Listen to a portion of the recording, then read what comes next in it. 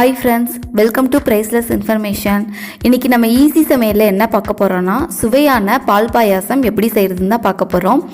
நம்ம வீட்டுக்கு திடீர் விருந்தாளிங்க வரும்போது இது சிம்பிளாக சீக்கிரமாக செய்யக்கூடிய ஒரு ரெசிபி. வாங்க எப்படி செய்கிறதுன்னு பார்க்கலாம். நான் ஸ்டவ்வில் ஒரு லிட்டருக்கு தண்ணி சூடு பண்ணிக்கிறேன். தண்ணி சூடேறினதும் 25 கிராம் ஜவ்வரிசி வாஷ் பண்ணி அதில் ஆட் பண்ணிக்கிறேன். ஜவ்வரிசி நல்லா வெந்து வரணும். வெந்து நம்மளுக்கு கண்ணாடி மாதிரி ஆகிற அளவுக்கு வேக விடணும்.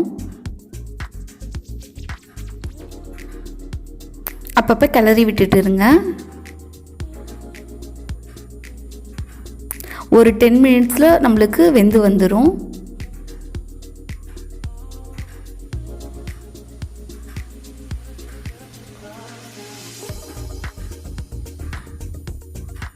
பாருங்கள், நம்மளுக்கு ஜவ்வரிசி இந்த மாதிரி வெந்து வந்துருச்சு. இப்போது 25 கிராம் சேமியாவை இதில் சேர்த்துக்கலாம்.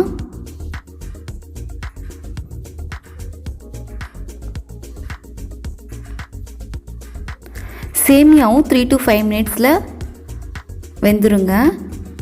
கிளறி விட்டுட்டே இருங்க. சேமியா வெந்ததுக்கப்புறம் 150 கிராம் சுகர் சேர்த்துக்கலாம். சுகர் சேர்த்துட்டு நல்லா கலக்கி விடுங்க. சர்க்கரை அதுலேயே கரைஞ்சி வருங்க.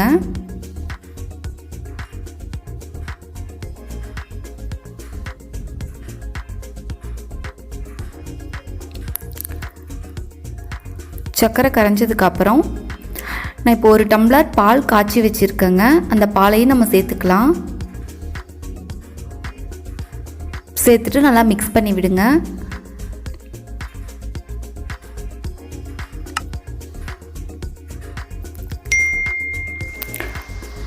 இப்போ பால் லோ ஃப்ளேமில் வச்சுட்டு நம்ம சைடில் முந்திரி திராட்சையை நம்ம வறுத்துக்கலாம்.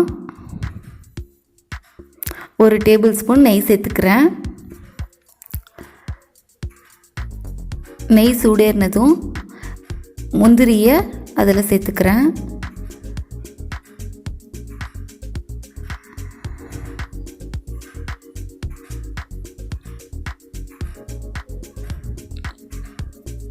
முந்திரியை வறுத்து இது மாதிரி தனியாக எடுத்து வச்சுக்கலாம். இப்போ திராட்சையும் அதில் சேர்த்துக்கலாம். திராட்சை நல்லா உப்பி வரணுங்க.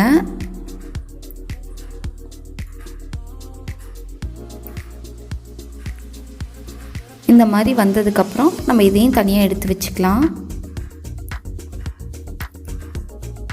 இப்போ பாருங்கள், பாயாசம் நம்மளுக்கு ரெடியாக இருக்குது. இப்போது நம்ம வறுத்து வச்சுருந்த முந்திரி திராட்சையை இதில் நம்ம சேர்த்துக்கலாம். ஏலக்காய் நுணுக்கி வச்சுருக்கேன், 2 ஏலக்காய், அதையும் இதில் சேர்த்துக்கலாம். சப்போஸ் நீங்கள் ஏலக்காய் எப்படி சேர்க்கலைன்னா சர்க்கரை சேர்க்குறீங்க இல்லைங்களா, அப்போ சர்க்கரை மிக்ஸி ஜாரில் அரைக்கும் போது இது ஏலக்காவையும் போட்டு அரைச்சி நம்ம அப்படி கூட சேர்த்துக்கலாம். இப்போ பாயாசம் நம்மளுக்கு ரெடி ஆகிடுச்சிங்க. நான் ஒரு பவுலுக்கு இப்போ மாற்றுறேன். பாருங்கள் எப்படி இருக்குன்னு. ரொம்ப டேஸ்ட்டாக இருக்குங்க. நீங்களும் உங்கள் வீட்டில் செஞ்சு பாருங்கள். இது சட்டுன்னு செய்யக்கூடிய ஒரு ரெசிபி. செஞ்சு பார்த்துட்டு எப்படி இருக்குன்னு கமெண்ட் பண்ணுங்கள். இந்த வீடியோ பிடிச்சிருந்தால் லைக் பண்ணுங்கள், ஷேர் பண்ணுங்கள். நம்ம சேனலை சப்ஸ்கிரைப் பண்ணிக்கோங்க. தேங்க்ஸ் ஃபார் வாட்சிங்.